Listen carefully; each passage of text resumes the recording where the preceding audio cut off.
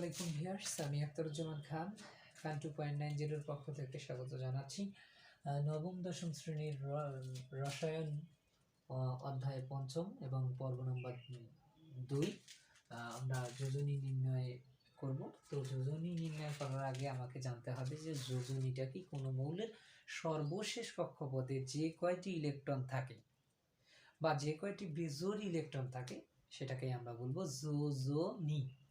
তো এই যোজনী আলোচনা করার আগেই আমরা আলোচনা তো করবোই ইনশাল্লাহ, নির্ণয় করব। তো এখানে আমাকে পরিবর্তনশীল যোজনী সম্পর্কে একটু কথা বলতে হবে। তো পরিবর্তনশীল যোজনী কি আমরা গত পর্বেই জেনে আসছি যে পরিবর্তনশীল যোজনী হচ্ছে যে সকল মৌলের এক বা একাধিক যোজনী থাকে সেই সকল যোজনীকেই আমরা বলবো পরিবর্তনশীল যোজনী। তো এখন আমরা যদি একটু উদাহরণস্বরূপ যোজনীর নির্ণয়গুলো করি, যেমন ধরো যে সোডিয়াম 11, তো এক্ষেত্রে দেখো যে 1s2 2s2 2p6 3s1। দেখো তো এখানে সর্বশেষ কক্ষপথে একটি মাত্র বিজোড় ইলেকট্রন রয়েছে, একটি মাত্র বিজোড় ইলেকট্রন রয়েছে বা অযুগ্ম ইলেকট্রন রয়েছে। এটাকেই আমরা কি বলবো যে সোডিয়ামের যোজনীগত 1। তো তাহলে আমরা যোজনী কিভাবে বুঝতে পারবো? যদি বেজোড় ইলেকট্রন, এক কথায় যদি বেজোড় ইলেকট্রন থাকে সর্বশেষ কক্ষপথে, যে কয়টি বেজোড় ইলেকট্রন থাকবে সেই কয়টি বেজোড় ইলেকট্রন এই হবে কিন্তু হবে যোজনী। তো আমরা যদি ক্লোরিনের কথা বলি Cl17, সেক্ষেত্রে আমরা কি লিখতে পারতেছি 17, তাই না? তো 1s2 2s2 2p6 3s2 3p5, তাই না? তো আমরা যদি যোজ্যতা ইলেকট্রনের কথা বলি তাহলে দেখা যাবে যে এখানে 7টি যোজ্যতা ইলেকট্রন সংখ্যা রয়েছে। তো আমরা এখন এখানে হুন্ডের নীতি একটু প্রয়োগ করব। হুন্ডের নীতি।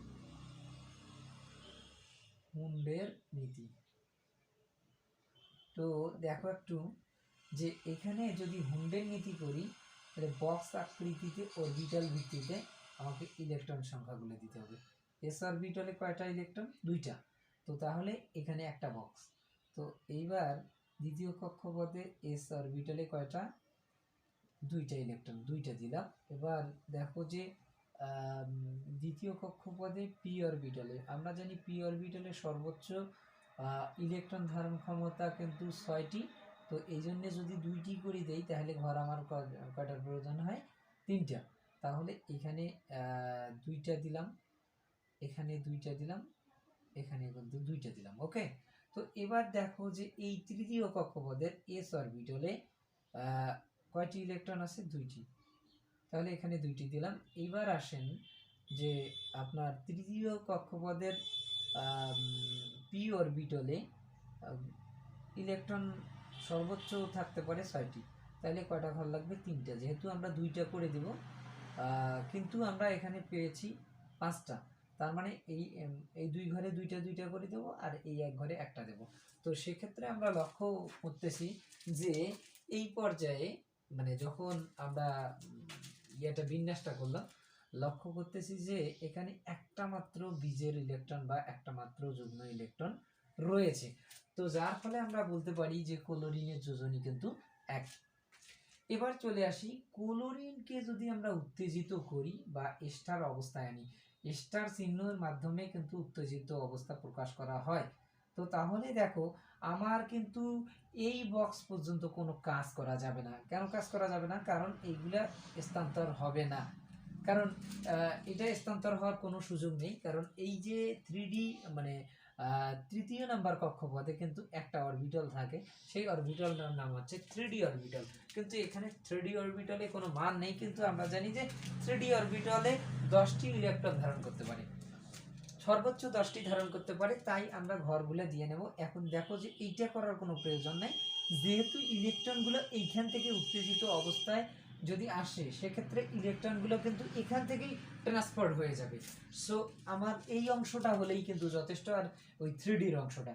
সো আমরা এখানে দেখো একটু খুব মনোযোগ সহকারে লক্ষ্য রাখো যে এইখান থেকে আমি লিখে দেখাচ্ছি, যে এখানে বক্স দিলাম, তো এখানে দুইটা ইলেকট্রন দিলাম, এটা কিন্তু 3s দিলাম, ওকে 3s2 দিলাম।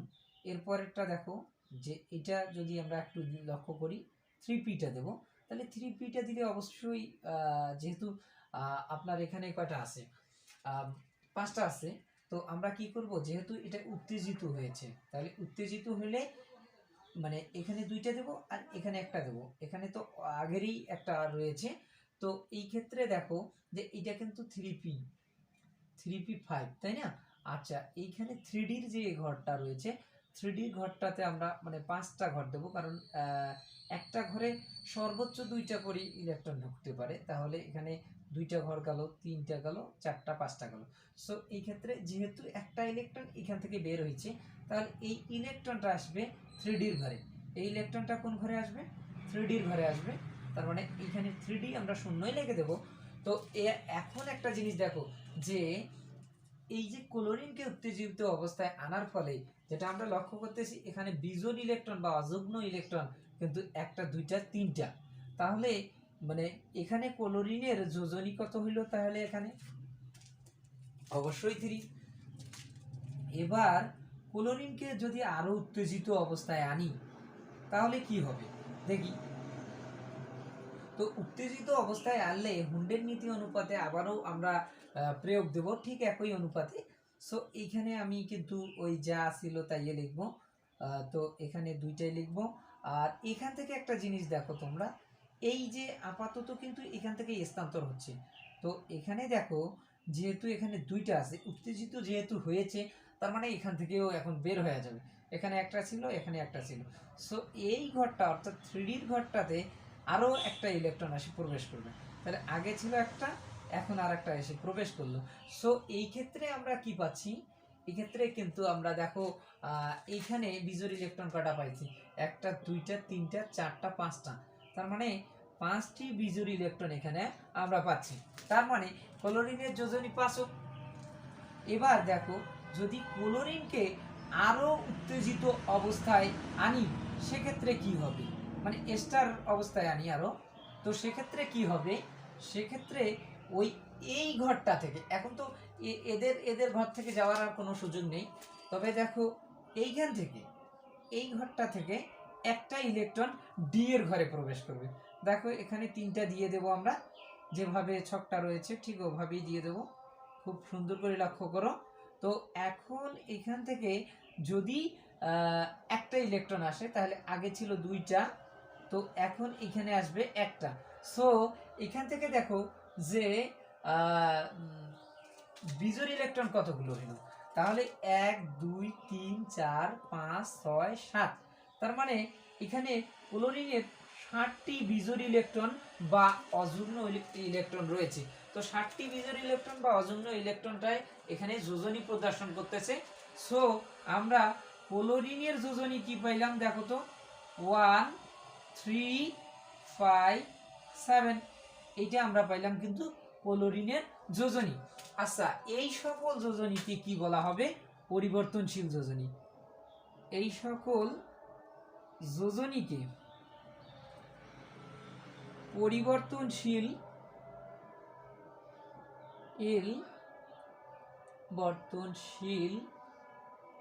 যোজনী বলে। ওকে, দেখো আসলে আমি পর্বটা শুরুর আগেই বলছিলাম যে পরিবর্তনশীল যোজনীটা কি। পরিবর্তনশীল যোজনীটা সেটাই যে সকল মৌলের এক বা একাধিক যোজনী থাকে সেটাকে আমরা বলি পরিবর্তনশীল যোজনী। ওকে, তো এবার যদি আমরা আরেকটা মৌল দিয়ে ট্রাই করে দেখি যে কি হয়, একটু খুব সুন্দর করে দেখো। তো ধরো মনে করো সালফারকে দিলাম, সালফার কত 16, তাই না? তাহলে এখানে যদি আমরা 1s2 2s2 2p6 3s2 আর কি লাগাছে 3p4, তাই না? তো এখন যে বিষয়টা লক্ষ্য করো যে এখান থেকে যদি আমরা হুন্ডের নীতি প্রয়োগ করি তাহলে কি হচ্ছে, তাহলে এখানে আমরা অরবিট মানে ইলেকট্রন কটা 2টা, এরা কিন্তু পরস্পর বিপরীত আর কি স্পিনগুলো। তো এইখানে এস অরবিটালে দ্বিতীয় কক্ষপথে এস অরবিটালেও কিন্তু 2টা। এবার পি অরবিটালে আমরা দেখি পি অরবিটালে সবসময় 6টা ধরে, তাই এখানে 6টায় আমরা পেয়েছি। তো এক্ষেত্রে 2টা করে দিয়ে নেব, এখানে 2টা, এখানে 2টা, দেখো 6টা দিয়েছি। এখন আসো তৃতীয় কক্ষপথের এস অরবিটালে। এস অরবিটালে কয়টা ইলেকট্রন আছে? 2টা ইলেকট্রন। আর তৃতীয় কক্ষপথের পি অরবিটালে ভর দরকার কয়টা? আমার ভর দরকার এখানে 6টা, মানে সরি 6টা না 3টা।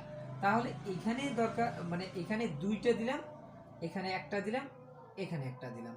তাহলে দেখো এখানে কিন্তু 3টা ঘর, কিন্তু আমার 3টা ঘরে দরকার কিন্তু সর্বোচ্চ যে 6টা। তো দেখা যাচ্ছে 6টা নেই, 4টা রয়েছে। তাহলে 2টা আমরা প্রথম ঘরে দেব, তাহলে আর 2টা থাকবে। তাহলে বাকি 2টা একটা একটা করে দেব। তাহলে একটা একটা করে দিলে এখানে যে বিষয়টা লক্ষ্য করতেছি, তাহলে প্রথম পর্যায়ে যে যোজনী, মানে একদম সহজ কিন্তু যোজনী নির্ণয় করা। তো এই ক্ষেত্রে দেখো যে কয়টা বিজোড় ইলেকট্রন পাইলাম, এইখানে বিজোড় ইলেকট্রন কয়টা পাচ্ছি আমরা? সালফারের বিজোড় ইলেকট্রন কিন্তু পাচ্ছি আমরা 2টি। তার মানে এখানে সালফারের যোজনী 2। ওকে, তো এবার দেখো যে সালফারকে যদি আমরা উত্তেজিত করি, মানে সালফারকে যদি উত্তেজিত করি, তাহলে কি হবে? আমরা তখনকার মতো করে করব, মানে এই ছক থেকে আর কোনো কাজ করব না, কারণ যেহেতু সংকীর্ণ জায়গা সেহেতু করা যাবে না। সো এইখানে কি করবেন আপনি? এস অরবিটালের মানটা নেবেন, মানে 3, মানে তৃতীয় কক্ষপথ থেকে। তাহলে এখানে 2টা, আমি একটু লিখে দেখাচ্ছি, অসুবিধা নেই। তো এখানে দেখো যে আমরা কিন্তু 3টা নিয়েছি, ওই 3টাই দেব, মানে ঘর 3টা দেব। তো এখন এক কাজ করতে হবে, সেটা হচ্ছে যে এই যে ইলেকট্রন, মানে সালফারকে যে উত্তেজিত করেছি, সেহেতু কি করবে, এখানে যেহেতু 2টা ছিল, তো এখান থেকে একটা ট্রান্সফার হয়ে যাবে, মানে 3D-তে। এখানে 3D শূন্য হবে। তো এখানে দেখো যে একটা একটা করে ছিল, আর এইখানে ডি অরবিটালে, মানে ডি অরবিটালে ঘর লাগবে কয়টা? আমাকে 5টা, তাই না? যেহেতু একটা ঘরে 2টা করে ধরে, তো 2টা ঘর, 3টা, 4টা, 5টা। ওকে, তো এখন এখানে ছিল 2টা, যেহেতু উত্তেজিত হয়েছে সেহেতু এই অরবিটালটা চেঞ্জ করবে, তার মানে এই 3D-তে একটা আসবে। তো আমরা এখানে লক্ষ্য করব, তাহলে বেসিক্যালি কয়টা বিজোড় ইলেকট্রন হয়েছে? 1টা, 2টা, 3টা, 4টা। তার মানে এখানে 4 হচ্ছে, মানে 4টা হচ্ছে বিজোড় ইলেকট্রন বা অযুগ্ম ইলেকট্রন। তো অযুগ্ম ইলেকট্রন বা বিজোড় ইলেকট্রনটাকে আমরা বলি যোজনী। তার মানে সালফারের যোজনী 4।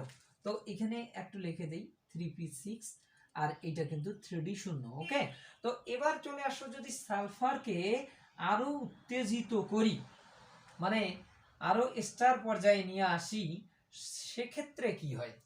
সেক্ষেত্রে দেখা যাচ্ছে যে এখানে যদি আমরা ওই আবার হুন্ডের নীতি অনুপাতে ঘরগুলো করে নেব, তো আমরা এখানে দেখব এই যে এস অরবিটালে কিন্তু 2টা ছিল, তার মানে এইখান থেকে একটা ইলেকট্রন ডিতে চলে যাবে। তো এই যে 3p যে ঘরটা রয়েছে, এই ঘরটাতে যে অবস্থায় আছে ওটাই রাখবো, একটা একটা করে দিয়ে রাখবো। তো এখানে দেখো যে ডি এর ঘরে আর একটা ইলেকট্রন প্রবেশ করবে। তো তাহলে একটা ছিল এখানে, আর একটা আসলো এইখানে, বাকি ঘরগুলা কি থাকবে? ফাঁকা থাকবে। তার মানে দেখো একটু ভালো করে, এখানে ঘর হচ্ছে কয়টা? 1টা, 2টা, 3টা, 4টা, 5টা। ওকে, তো এইখানে দেখো এখন বিজোড় ইলেকট্রন কয়টা? 1টা, 2টা, 3টা, 4টা, 5টা, 6টা। তার মানে 6টা এখানে হইলো কি? বিজোড় ইলেকট্রন। তার মানে 6টা বিজোড় ইলেকট্রন হইলে এইখানে আমরা 6টি অযুগ্ম ইলেকট্রন বা বিজোড় ইলেকট্রন পাচ্ছি। এই 6টি অযুগ্ম বা বিজোড় ইলেকট্রন গুলোকে আমরা বলে থাকি যোজনী। তাহলে আমরা সালফারের যোজনী কত কত পাইলাম? সালফারের যোজনী পাইলাম আমরা 2, 4, 6। তার মানে সালফারের যোজনী 2, 4, 6 পাইলাম আমরা। তো আমি কিছু ভাষার হোমওয়ার্ক দেব তোমাদের। তো এই হোমওয়ার্কগুলো ট্রাই করবা, ভালো করে ট্রাই করে নিজেরাই প্রুভ করে নিতে পারবা যে কিভাবে সহজে আমরা যোজনীগুলো নির্ণয় করতে পারি। যোজনী নির্ণয় করা অত্যন্ত সহজ যদি হুন্ডের নীতির পদ্ধতি জানা থাকে সেক্ষেত্রে। তো এই ক্ষেত্রে আমরা মানে আমি যে কাজগুলো দিব সেই কাজগুলো হচ্ছে যে ব্রালিয়াম বি, তারপরে ব্রোন, তারপরে কার্বন, তারপর নাইট্রোজেন, এগুলা তোমাদের বাসার হোমওয়ার্ক। হ্যাঁ, ওকে। তো আজকের পর্বে এখানেই শেষ করতেছি।